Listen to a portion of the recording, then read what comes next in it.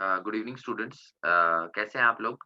I hope everyone is very well and in good health and good spirits. Okay, sorry आज मेरी तबीयत थोड़ी खराब थी, that's why I couldn't take today's lecture. Okay, but कल शाम को हम वापस लेक्चर के लिए मिलेंगे। ओके, सो अभी what I will do is I host the ninth lecture for three-dimensional geometry. So three-dimensional geometry ninth lecture. ठीक है, कल तक मैंने 8 लेक्चर आपको अपलोड कर दिया था। ओके, सो होपफुली आपने देख लिया होगा, right? So let's continue with the ninth lecture today. तो अब यहाँ पे हम आज बात करेंगे कि जो हेडिंग है हमारी that is line of intersection of two planes. ठीक है, अगर दो प्लेन्स इंटरसेक्ट करते हैं तो उनके इंटरसेक्ट करने से हमें एक लाइन मिलती है। उस लाइन की इक्वेशन आप प्लेन्स की इक्वेशन से कैसे निकालोगे? Okay, how do you find the equation of line using those two planes? ठीक है, तो उस बारे में हम अ, चर्चा करेंगे। ओके, तो सबसे पहले मैं कुछ प्लेन्स की इक्वेशन मान लेता हूँ। Let's suppose the first equation P1 is A1x plus B1y plus C1z plus D1 is equal to 0। और दूसरी इक्वेशन प्लेन की P2 में मान लेता हूँ A2x plus B2y plus C2z plus D2 equal to 0। ठीक है, तो ये दो प्लेन्स की इक्वेशन में मान लेता हूँ। अब ये जो दो प्लेन्स हैं, एक प्लेन इसमें कुछ इस टाइप से रहेगा और एक प्लेन इसमें कुछ इस टाइप से रहेगा। इट्स नॉट नेसेसरी कि वो दोनों परपेंडिकुलर हो, किसी एंगल पे भी हो सकते हैं, but they are intersecting planes. वो एक इंटरसेक्ट कर रहे हैं और जिस तरह से जब 2 लाइन्स इंटरसेक्ट करती है तो हमें पॉइंट मिलता है, उसी तरह से जब 2 प्लेन्स इंटरसेक्ट करते हैं तो वी गेट अ लाइन। ठीक है? तो यहाँ पे ये जो डॉटेड मैंने लाइन बनाई है, this is basically the line of intersection of these 2 planes. ठीक है? और इस लाइन की इक्वेशन ही हम फाइंड करना चाहते हैं। ठीक है? तो यहाँ पे जो हमारा तरीका है, वो तरीका ये रहता है कि हम एक्स, वाई या ज़ेड 3 हमारे पास कोऑर्डिनेट्स हैं, इनमें से किसी एक कोऑर्डिनेट को कुछ लैम्ब्डा कांस्टेंट अज़्यूम कर लेते हैं। सपोज़ मैं ज़ेड को लैम्ब्डा अज़्यूम कर रहा हूँ। इट इज़ नॉट नेसेसरी कि आप हमेशा ज़ेड को ही लैम्ब्डा अज़्यूम करो, यू कैन अज़्यूम एक्स और y also to be lambda. ठीक है? वो आपकी चॉइस है। तो अगर मैंने ज़ेड को लैम्ब्डा अज़्यूम किया तो मेरे पास इक्वेशन आती है a1x प्लस b1y और ज़ेड की जगह अगर हम लैम्ब्डा पुट कर देते हैं तो minus c1 lambda minus d1। और सिमिलरली अगर दूसरी इक्वेशन में a2x प्लस b2y और z में अगर मैं लैम्ब्डा पुट कर देता हूँ, तो ये हो जाएगा माइनस C2, सॉरी यहाँ माइनस C1 लैम्ब्डा आएगा, यहाँ minus C2 lambda minus D2। ठीक है? तो उसके बाद मुझे इस तरह से अज़्यूम करना है कि ये जो मेरे पास 2 इक्वेशंस हैं, ये 2 लीनियर इक्वेशंस हैं। क्योंकि z को तो मैंने लैम्ब्डा के टर्म्स में लिख लिया, तो I am assuming lambda is a constant, right? तो इसको अगर मैं लीनियर इक्वेशंस की तरह सॉल्व करता हूँ, तो सपोज़ मैं इसमें y को एलिमिनेट करना चाहता हूँ, तो इस इक्वेशन को हमने b2 से मल्टीप्लाई किया, इस इक्वेशन को b1 से, तो y वाला टर्म एलिमिनेट हो जाएगा। ये हमारे पास a1 b2 आएगा माइनस a2 b1 आएगा इंटू x और राइट साइड में मेरे पास आ जाएगा माइनस c1 b2 और प्लस अ, माइनस c1 b2 और plus b1 c2 into lambda और ये वाला टर्म कैंसल हो जाएगा b1 d2 और माइनस b2 d1। ये हमारे पास राइट साइड में आ जाता है, ठीक है? तो इसमें थोड़ा-सा मैं इरेज़ कर देता हूँ। अगर मैं ये वाला पार्ट इरेज़ कर दूँ, ठीक है? थोड़ा स्पेस की कमी हो रही है दैट्स व्हाई। तो यहाँ पे हम क्या करेंगे कि जो हमारे पास x का एक्सप्रेशन आया, तो x की वैल्यू हम इस तरह से लिख सकता हूँ। राइट साइड में मेरे पास है minus C1 B2 plus B1 C2 into lambda और प्लस कांस्टेंट टर्म है B1 D2 minus B2 D1 और इस पूरे जो ये जो पूरा टर्म है इसको मैंने x के कोएफ़िशिएंट से मतलब a1 b2 minus a2 b1 से डिवाइड किया। ठीक है? तो ये हमारे पास x में x का लैम्ब्डा के टर्म्स में रिलेशन आ गया। सिमिलरली x की वैल्यू इसमें सब्स्टिट्यूट करके मैं y का भी कुछ लैम्ब्डा के टर्म्स में रिलेशन निकाल सकता हूँ। इन टर्म्स ऑफ लैम्डा, ठीक है? y का भी कुछ रिलेशन मैं लैम्डा के टर्म्स में निकाल सकता हूँ and then in the end what I have to do is I have to express x, y and z in terms of lambda, okay? तो उससे हमारे पास मतलब इस तरह का कुछ इक्वेशन आ जाएगा x minus alpha upon a is equal to से y minus beta upon b is equal to z minus gamma upon c is equal to lambda. तो इसी फॉर्म में कार्टेशियन फॉर्म होता है लाइन की इक्वेशन का, ठीक है? x बेसिकली z को हमने लैम्डा मान लिया था और उसके बाद हम x और y दोनों को लैम्डा के टर्म्स में एक्सप्रेस कर देते हैं। So this is how we get the equation of a line in Cartesian form, right? तो अब ये वाला पार्ट मैं हटा देता हूँ।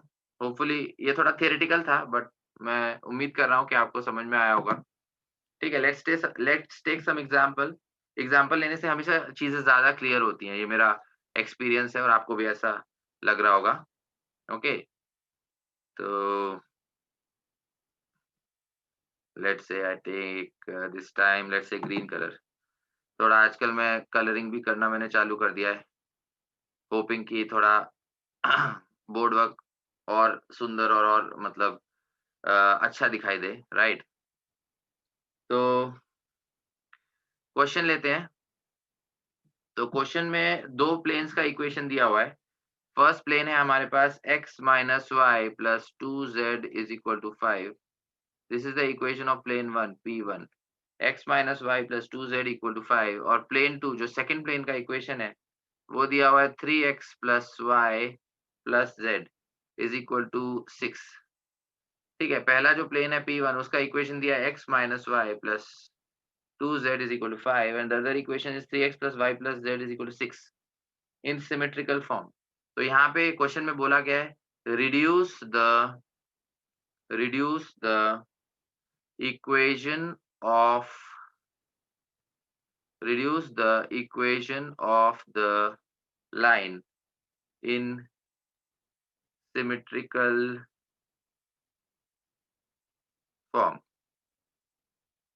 लाइन की इक्वेशन को सिमेट्रिकल फॉर्म में रिड्यूस करो। सिमेट्रिकल फॉर्म से क्या मतलब है? सिमेट्रिकल फॉर्म से ये मतलब है कि वो एक कार्टेशियन फॉर्म में, जैसा मैंने अभी थियरी में बताया था, x minus alpha upon a equal to y minus beta upon b equal to z minus gamma upon c, उस तरह से। ठीक है? तो जैसा मैंने अभी आपको बताया था, लेट्स स्टार्ट विद सॉल्यूशन। यहाँ पे सॉल्यूशन लिख देता हूँ, सॉल्यूशन। तो सॉल्यूशन में सबसे पहले जब भी हमें सॉल्व करना है ये 2 प्लेन्स की इक्वेशन, तो हमें किसी एक कोऑर्डिनेट को लैम्डा अज़्यूम करना है। अब वो आपका चॉइस है कि आप x को अज़्यूम करते हो, y को अज़्यूम करते हो या z को अज़्यूम करते हो। ठीक है? उसपे कोई कंडीशन नहीं है।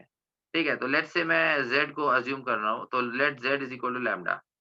तो अगर z को मैंने लैम्डा अज़्यूम किया, तो अब मैं x और y दोनों को लैम्डा के टर्म्स में लिख सकता हूँ। तो यहाँ पे x माइनस y मेरे पास 5 माइनस 2 लैम्डा हो जाएगा, क्योंकि यहाँ पे z की जगह मैं लैम्डा पुट कर दूँगा in the equation of plane 1, right? और सिमिलरली सेकंड इक्वेशन में 3x प्लस y है और इधर अगर मैंने z को लैम्डा पुट किया, तो ये राइट साइड में जाएगा तो हमारे पास 6 माइनस लैम्डा हो जाएगा। ठीक है? अब हम ये हमारे पास 2 इक्वेशंस मिलेंगे, this is equation 1, this is equation 2। So what we have to do now is we have to just solve these two equations as if we are solving linear equations। जैसे हम linear equations को solve करते हैं, उसी तरह से हमें इन दोनों equations को solve करना है। तो दोनों को अगर मैं ऐड करूँ तो x plus 3x 4x बनेगा, minus y plus y is cancelled, 5 plus 6 is 11 and then minus 3 lambda, right?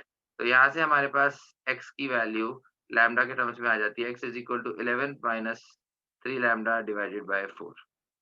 Okay, x की वैल्यू आ गई 11 माइनस 3 लैम्डा डिवाइडेड बाय 4। अब मैं थोड़ा-सा ऊपर का पार्ट इरेज़ कर देता हूँ again because of lack of space. ठीक है? इसलिए जैसा मैंने पहले भी बोला है, जब भी मैं वीडियो आप देख रहे हो, ऑलवेज़ रिमेंबर कि जैसे-जैसे मैं आपको पढ़ाता जाता हूँ, जो भी इम्पोर्टेंट पॉइंट्स हैं, मैं उसको एक रेक्टेंगल में मतलब एनक्लोज़ कर दूँगा और आप उसे लिखते जाओ, क्योंकि कुछ टाइम के बाद स्पेस मुझे शॉर्ट पड़ती है, तो आई नीड टू मतलब erase some part of the board. Okay? So यहाँ पे x की वैल्यू हमारे पास 11 माइनस 3 लैम्डा बाय 4 आ गई। अब ये जो x की वैल्यू आई है, अगर मैं इसे इक्वेशन 1 में पुट करूँ, 11 minus 3 lambda divided by 4 minus y is equal to 5 minus 2 lambda. ठीक है? x की वैल्यू जो 11 माइनस 3 लैम्डा बाय 4 आई थी, ये मैंने इक्वेशन 1 में पुट कर दी, माइनस y। तो इससे y की वैल्यू हम निकाल सकते हैं 11 माइनस 3 लैम्डा बाय 4। अब y इस तरफ जाएगा और ये इस तरफ जाएगा तो प्लस 2 लैम्डा माइनस 5। अब इसमें अगर हम एलसीएम लें तो 4 इंटू 2 8 लैम्डा आएगा। 8 lambda minus 3 lambda is 5 lambda और 4 इंटू माइनस 5 माइनस 20 बनेगा।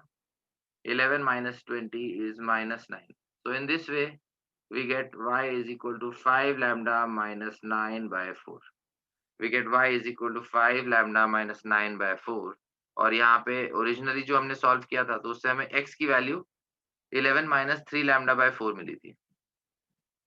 ठीक है, तो अब जो है x, y और z तीनों ही मैंने लैम्डा के टर्म्स में फाइंड कर लिए। All the three coordinates x, y and z I have found in terms of lambda. So now it's simple. मुझे तीनों को लैम्डा के टर्म्स में एक्सप्रेस करना है।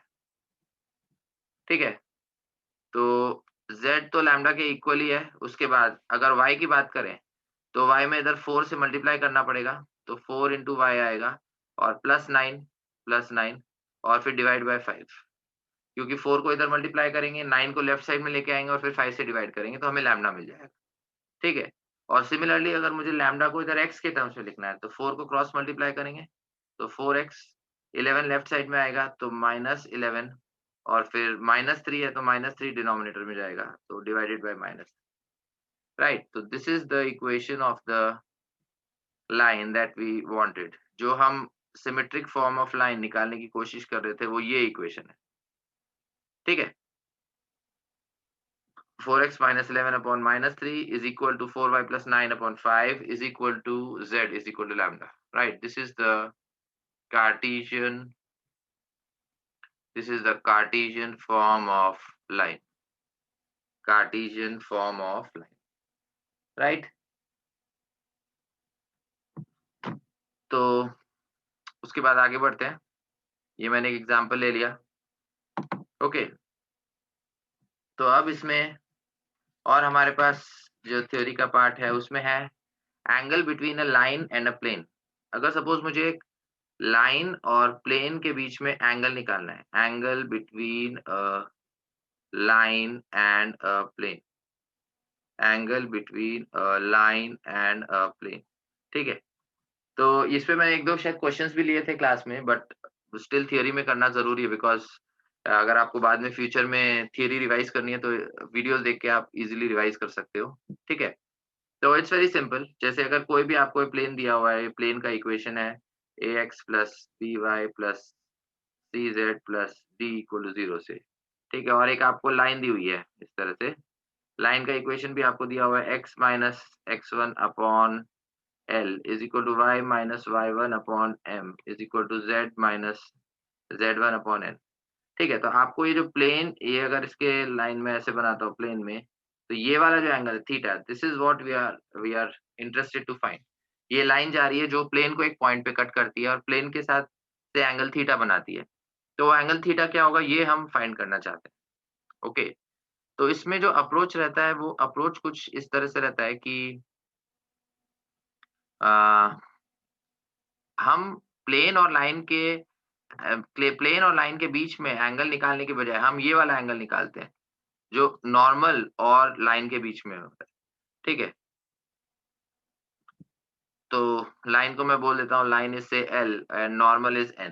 तो ऑब्वियसली नॉर्मल और प्लेन जो है वो आपस में परपेंडिकुलर है बिकॉज़ वो नॉर्मल है तो obviously it's a line which is perpendicular to the plane. So if the line makes an angle theta with the plane, then obviously the line makes an angle 90 minus theta with the norm. ठीक है?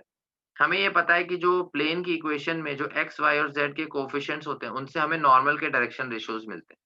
तो इसका मतलब यहाँ पे normal के direction ratios हो जाएंगे a, b और c। और लाइन की इक्वेशन हमें इधर गिवन है, तो लाइन की इक्वेशन से हम जो डिनोमिनेटर के टर्म्स आते हैं l, m और n, उनसे हम ये लाइन के डायरेक्शन रेशियोज निकाल सकते हैं। मतलब इस लाइन के डायरेक्शन रेशियोज हमारे पास हो जाएंगे एल, एम और एन। तो अब आप ये वाला एंगल, क्योंकि नॉर्मल के भी डायरेक्शन रेशियोज आपको पता है और लाइन के भी डायरेक्शन रेशियोज पता है, so now you can basically find the angle between the normal and the line। जो नॉर्मल और लाइन के बीच में एंगल है वो आप फाइंड कर सकते हो। तो अगर cos ऑफ 90 माइनस थीटा हम करेंगे तो पहले दोनों के डायरेक्शन रेशियोज को मल्टीप्लाई करेंगे, a into L plus b into M plus c into N. Divided by square root of A square plus B square plus C square into square root of L square plus M square plus N square. ठीक है, cos of 90 minus theta is nothing but sine theta. तो ये sine theta के equal होगा। और ये जो expression है, ये अभी तो मैंने कांस्टेंट्स के टर्म्स में लिखा है, बट एक्चुअली जब आपको क्वेश्चन दिया होगा तो उसमें ये न्यूमेरिकल्स होंगे, मतलब नंबर्स होंगे, वैल्यूज होंगी। जैसे ए की वैल्यू 2 3 4, बी की वैल्यू 1 6 -5, सी की वैल्यू 7 8 या 5, कुछ भी, मतलब नंबर्स में होगा, फ्रैक्शन भी हो सकता है, बट कांस्टेंट्स नहीं होंगे। तो बेसिकली ये आप कुछ वैल्यू निकाल सकते हो फिर। ठीक है? तो ये आप वैल्यू निकाल सकते हो और ये साइन थीटा के इक्वल है। तो मान लेते हैं कि ये वैल्यू कुछ आती है सेक के। ठीक है? मान लेते हैं वैल्यू कुछ आती है तो के। तो के जो है साइन थीटा के इक्वल है। This means theta I can write in terms of k. So theta will become sin inverse of k. Theta will become sin inverse of k and that is our required answer. ठीक है? तो इसमें बस ये ध्यान देने वाली बात है, हमारा जो पर्पस था या हमारा मोटिव था वो ये था कि हम लाइन और प्लेन के बीच में एंगल निकालें, लेकिन प्लेन के अलोंग हमारे पास डायरेक्शन रेशियोज नहीं थे, राइट? तो हमने क्या किया, लाइन और नॉर्मल के बीच में एंगल निकाले, बिकॉज़ नॉर्मल के डायरेक्शन रेशियोज हमें प्लेन की इक्वेशन से मिल गए। और फिर वो एंगल निकालने के बाद उसे 90 में से सब्ट्रैक्ट करेंगे तो then we get this angle. Okay. तो इस पे भी जैसे मैं हमेशा करता हूँ, थियरी मैथ्स में सिर्फ थियरी नहीं रहती, इट्स ऑलवेज बेनिफिशियल कि जब भी आप कोई कांसेप्ट पढ़ो उसके बाद हमेशा आप एक एग्जांपल देखो, 1-2 एग्जांपल्स देखो, तो उससे हमेशा दिमाग में ज़्यादा समझ में आता है। ठीक है? तो एक एग्जांपल लेता हूँ।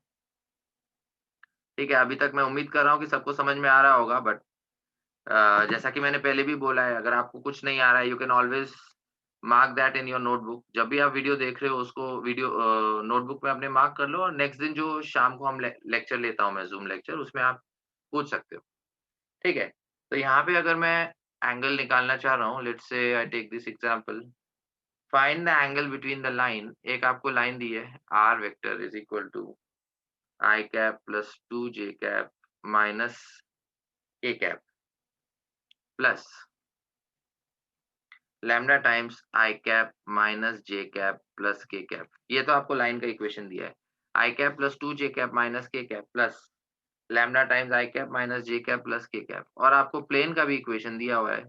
तो प्लेन का इक्वेशन जो है वो है R vector dot 2 I cap minus J cap plus K cap is equal to 4। ठीक है? ये आपको प्लेन का इक्वेशन दिया हुआ है।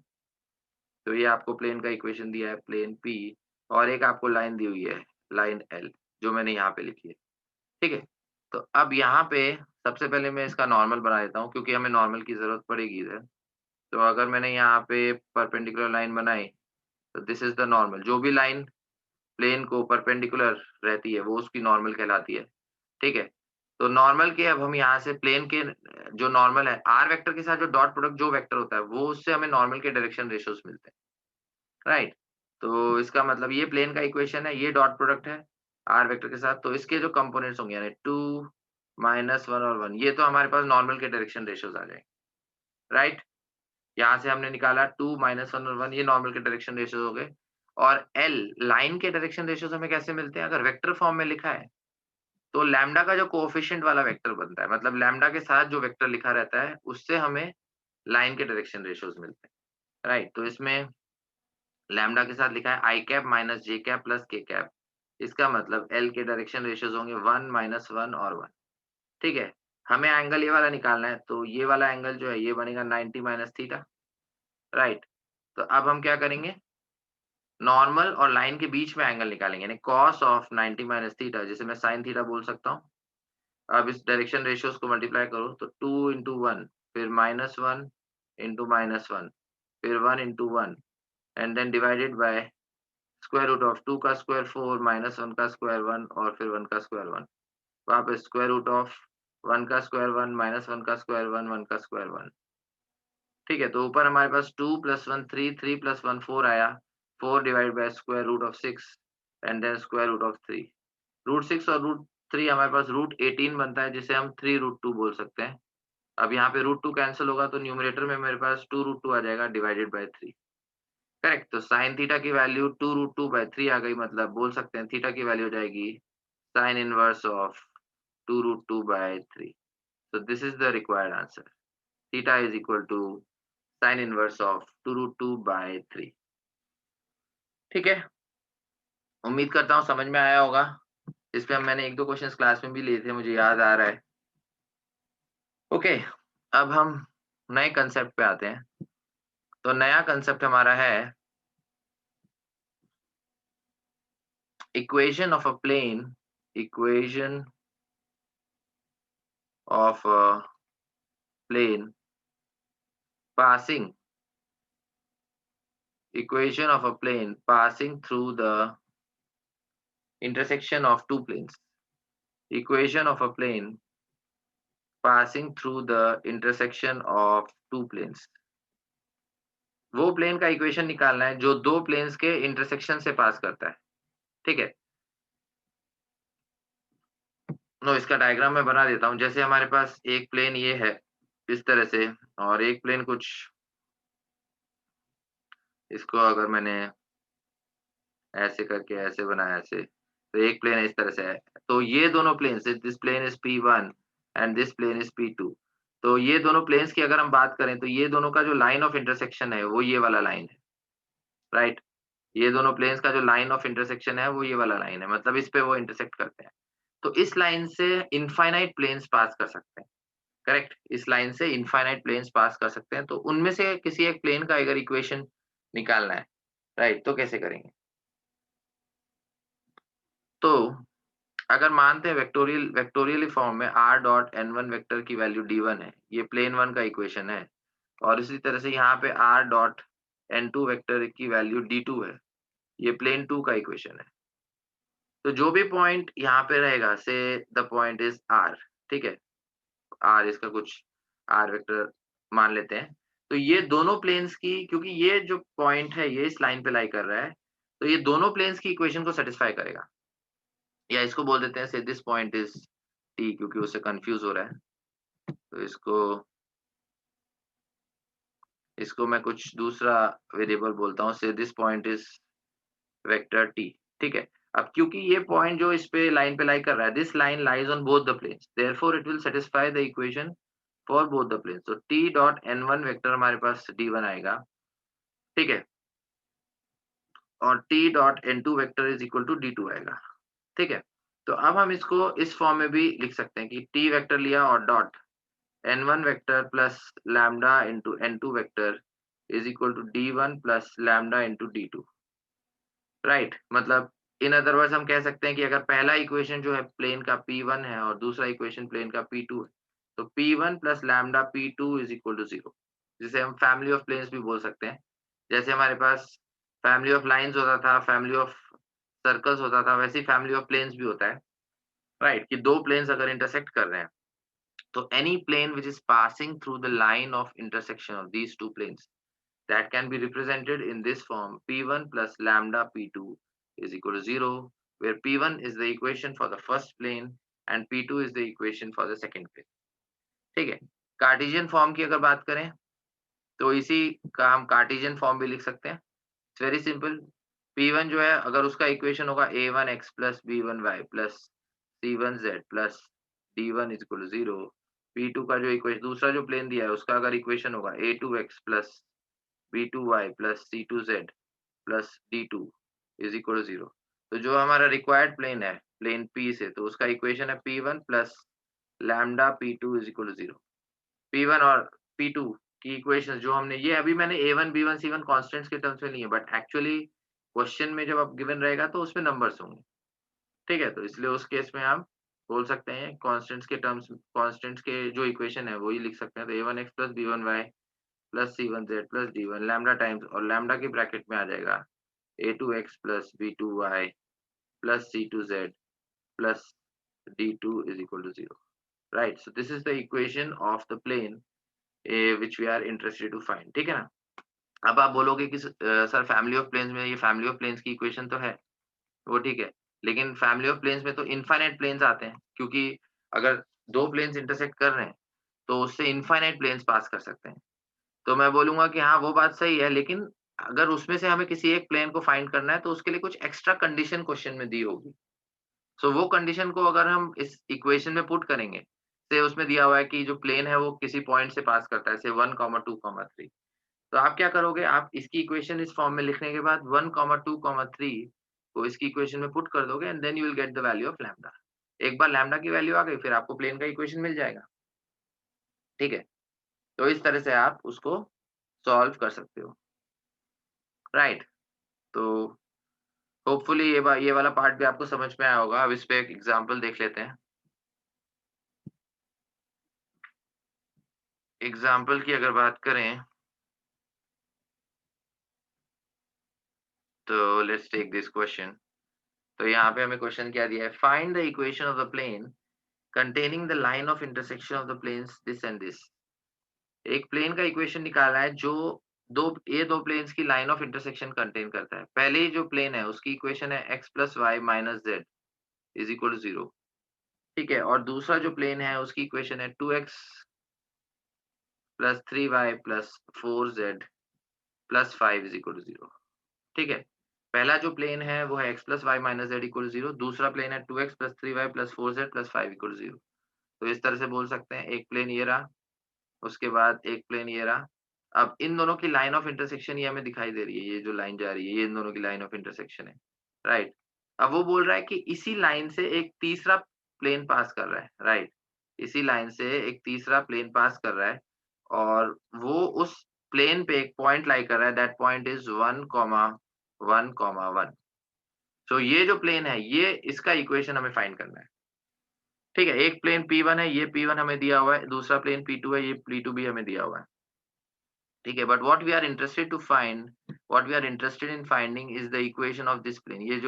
ये प्लेन जो मैंने सॉर्ट ऑफ वर्टिकल बना दिया है, बट ऐसा कुछ गिवन नहीं है कि ये परपेंडिकुलर है, मैंने बना दिया है और उस पे ये पॉइंट दिया हुआ है P1, 1, 1। ठीक है, तो यहाँ पे अब हम फैमिली ऑफ लाइन्स का concept, sorry family of planes का कांसेप्ट जो अभी जस्ट मैंने पढ़ाया, वो अप्लाई करेंगे। ठीक है? तो पहला equation P1 x + y + z - 6, तो x + y + z - 6 plus lambda into P2। P2 क्या है? 2x + 3y + 4z + 5 = 0। 2x + 3y + 4z + 5 = 0। तो ये फैमिली ऑफ प्लेन्स का मैंने इक्वेशन लिखा, तो ये हमारे पास P का इक्वेशन आ गया, ये वाला प्लेन। ठीक है? अब इसमें पॉइंट दिया हुआ है 1, 1, 1, तो ये इसमें सब्स्टिट्यूट कर देंगे। तो 1 + 1 + 1 - 6 प्लस लैम्ब्डा टाइम्स यहाँ पे x में 1, फिर y में 1, z में 1 और प्लस 5 = 0। तो 1 + 1 + 1 3, 3 - 6, तो ये -3 हो गया और लैम्ब्डा टाइम्स 2 + 3 5, 5 and 4 9, 9 and 5 14। तो यहाँ से अगर हम इसको सॉल्व करते हैं तो लैम्ब्डा की वैल्यू आ जाती है 3/14। ठीक है, यहाँ से अगर हम इसको -3 राइट साइड में जाएगा तो it becomes +3 and then we divide by 14। So we get the value of lambda as 3/14। ठीक है, ये आपकी वैल्यू आपको 3/14 मिल जाती है और ये वैल्यू अब आप इस इक्वेशन में जो फैमिली ऑफ प्लेन्स की आपने इक्वेशन लिखी है, इस इक्वेशन में ये वाली वैल्यू आप पुट कर दोगे। ठीक है? तो इसमें थोड़ा-सा पार्ट हटा देता हूँ। ठीक है? होपफुली सब लोगों को समझ में आ रहा होगा अभी तक। ठीक है? मैं वापस बोल रहा हूँ, कोई भी चीज़ जब आप वीडियो देखते हो आपको नहीं समझता है, नहीं अंडरस्टैंड होता है या जो भी है कुछ प्रॉब्लम होती है, तो whenever you are watching the video just write it down in your notebook, जो भी नोटबुक आप क्लास के लिए यूज़ करते हो, और अगले दिन जो मैं शाम को लेक्चर लूँगा उसमें आप मुझे रिमाइंड कराओगे, then I will explain you. ठीक है ना? क्योंकि ऑब्वियसली ज़ूम के लेक्चर्स में हम थियरी तो कवर करते नहीं हैं। ओके? तो इस टाइम पे जो आपको प्रॉब्लम्स आते हैं वो आप मार्क कर सकते हो। तो ये वैल्यू P1 के लिए, सॉरी P के लिए, P1 नहीं P। तो अब ये वैल्यू लैम्ब्डा की वैल्यू हमने निकाली, ये हम P की इक्वेशन में पुट कर देंगे। तो x + y + z - 6, लैम्ब्डा की वैल्यू आई थी 3/14। इसको यहाँ सब्स्टिट्यूट किया तो यहाँ पे क्या है 2x + 3y + 4z + 5 = 0। तो इसमें हम एलसीएम लेंगे तो 14 into x और यहाँ 3 into 2x 6x बनेगा। तो 14x + 6x 20x, फिर 14 into y और 3 into 3 9, so 14 and 9, so this is 23y, then 14 into z और 3 into 4 12, so 14 + 12 यानी 26z, और फिर -14 into 6, तो -14 into 6 -84 हो जाएगा, 3 into 5 15. So 15 minus 84 will become -69 is equal to 0. So this is the equation of the required plane. जो हमें चाहिए उसकी equation ये है 20x plus 23y plus 26z minus 69 is equal to 0. ठीक है, होपफुली सबको समझ में आ गया होगा, राइट? तो आज के लिए इतना ही काफी है। अगर मुझे और थियरी का लगता है तो I will upload another video today only, otherwise I will upload the next video tomorrow. Okay, so thanks for now.